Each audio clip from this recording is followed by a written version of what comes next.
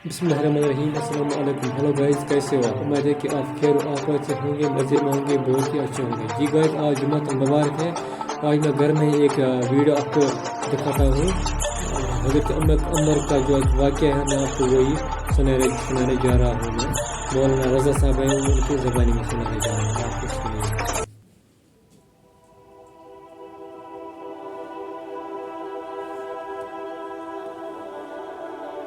हजरत उमर जिनको तख्त हुकूमत पर बैठते थे और उनका तख्त को सोने जबरजत का नहीं था, मस्जिद नबवी की चटाई थी और सारा दिन वहां बैठ के लोगों की बातें सुनते। और जब रात के अंधेरे गहरे होते, उमर भेष बदल के मदीने की गलियों का गश्त करते। कहा, तुम्हारे घर से धुआं निकल रहा है और बच्चे रो रहे हैं, उनको खाना क्यों नहीं देती? कहने लगी, उमर की जान को रो रही। उमर के पांव तले से जमीन निकल गई। कहा, क्या हुआ? कहा, 3 दिन से हमारे यहां खाने के लिए कुछ नहीं है। रोजाना बच्चे रोते हैं और मैं हंडिया के अंदर पत्थर डाल करके नीचे से आग डालती रहती हूं कि बच्चे इंतजार कर करके सो जाएंगे। कम वक्त सो भी नहीं रहे और वो पत्थर पकेंगे भी क्या, और मैं उमर की जान को रो रही हूं। हजरत उमर का कलेजा दहलने लगा।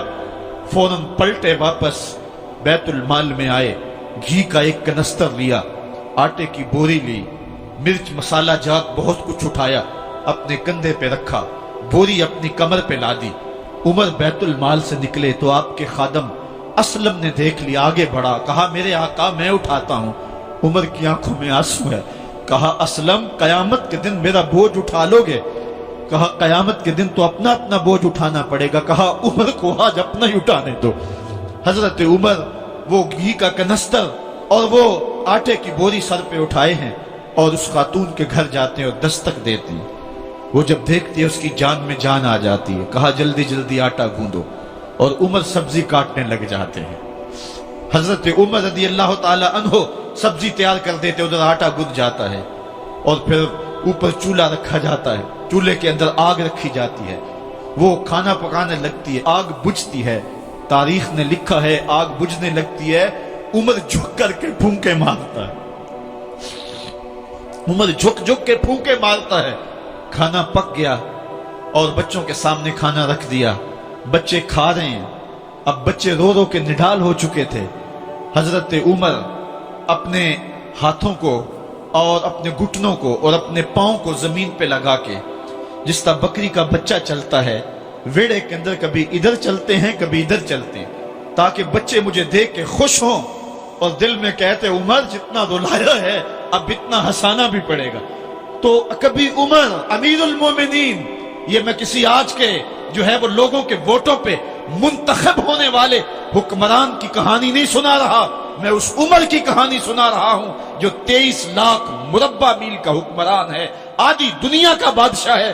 हजरत उमर जो है जिस तरह बकरी का बच्चा चलता है, इस तरह अपने हाथ और अपने घुटने जमीन पे टेक करके जो है वो इस तरह चलते हैं। बच्चे उमर को देख के मुस्कुराते हैं। जब बच्चे मुस्कुराने लगे तो हजरत उमर ने उस खातून से कहा, बुढ़िया, उमर को माफ कर दे। उसने कहा, तू इतनी हमदर्दी क्यों करता है?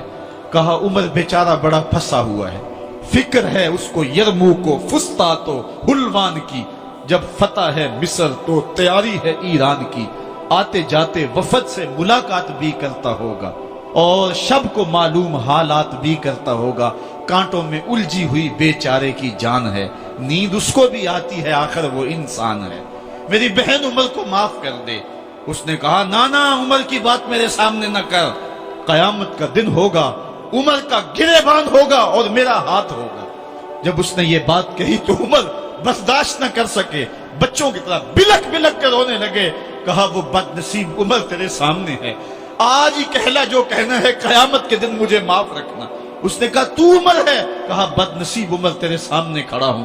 मेरे उमर कहते हैं, अगर दजला के किनारे एक बकरी का बच्चा भी प्यासा मर गया, उसका हिसाब भी उमर से लिया जाएगा। हजरत उमर निकले यरूशलेम में। एक ऊंट है, एक गुलाम है, कभी वो सवार होता है, कभी आप बारी मुकर्रर की है।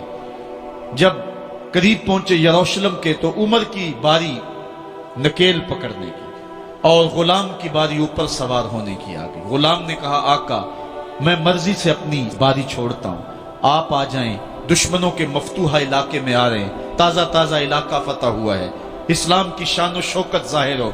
उमर ने कहा इस्लाम की शान और शौकत ऐसे जाहिर नहीं होती है, अपनी बारी पे तुम बैठोगे, अपनी बारी पे मैं बैठूंगा। लोग मुंतजर खड़े हैं। दूर से जब देखा कहा इसकी हैबत से कांपते थे हम, ये तो कोई हबशी लगता है, रंग काला है, होंठ मोटे हैं, इससे तो ज्यादा हसीन इसका गुलाम है जो आगे आगे चल रहा है।